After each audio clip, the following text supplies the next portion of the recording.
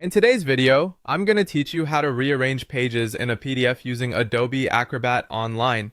If you have a multi-page PDF and the pages are out of order, or you simply want to change the flow of the document, this process is quick and straightforward. I'll walk you through it clearly so you can follow along inside your Chrome browser without any confusion.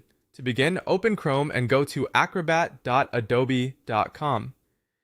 Once the site has loaded, make sure you're in the main workspace where Adobe's online PDF tools are available. This is where you can upload, edit, and organize documents directly in your browser without needing to install anything extra for this specific task. Next, open the multi-page PDF file you want to work with. After the document loads, give it a moment to fully display. This is especially helpful if your PDF is large, since all of the pages need to load properly before you start moving them around. Working from the full document view will make it easier to confirm that you're editing the correct file.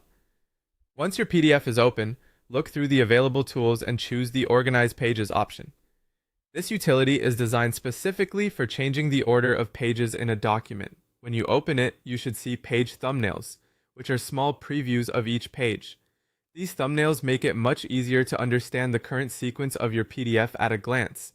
Now you can begin moving the page thumbnails into your preferred order. Click and drag a thumbnail, then place it where you want it to appear in the document. As you do this, pay attention to the visual placement guide so you can drop each page in the right position. If you need to rearrange several pages, take your time and work methodically. A good tip here is to quickly scan the thumbnail previews after each move, so you can catch mistakes early instead of having to fix everything at the end. When the pages are arranged the way you want, save the changes to preserve the new document structure.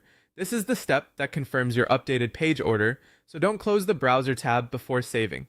After the save is complete, your PDF will reflect the new sequence you created, and that's it. You've successfully reorganized the pages in your PDF using Adobe Acrobat Online in Chrome.